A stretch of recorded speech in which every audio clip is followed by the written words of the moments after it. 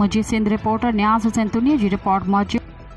पाकिस्तान तहरीक इंसाफ ज़िले कंबर शदात कोट पारां एक एहतजाजी रैली कढी वई।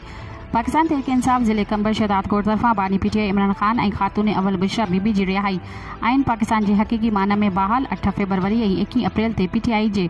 चोरी कयल अवामी मेंढे जे वापसी जे हवाले सां क्रिकेट ग्राउंड खां प्रेस क्लब कंबर ताईं हिकु पुरअमन एहतजाजी रैली कढी वई। रैली में निसार अहमद डीपर, सद्दाम गोपांग, सदर मक्सी, रईस बहराम खान चांडियो, असगर अली चांडियो, दीन मोहम्मद चांडियो, वहीद फुल, गदा हुसैन चांडियो, नज़ीर मक्सी, सदाम हुसैन मक्सी, अल्लाह बिरोही, अहमद अली बिरोही, जावेद अहमद भट्टी, मुमताज़ चांडियो, नादिर मक्सी ऐं ॿिया उहिदेदार ऐं कारकुन रैली में मौजूद हुआ। रैली में मौजूद पार्टी उहिदेदारनि ऐं कारकुननि हथ में पार्टी झंडा खणी सख़्त नारेबाज़ी कंदे इमरान खान ऐं बुशरा बीबीअ जी रिहाई, आइन पाकिस्तान जी बहाली 8 फरवरी ऐं 21 अप्रैल ते पीटीआई जो चोरी थियल अवामी मेंढे जे वापसी जो पिणु मुतालबो कयो।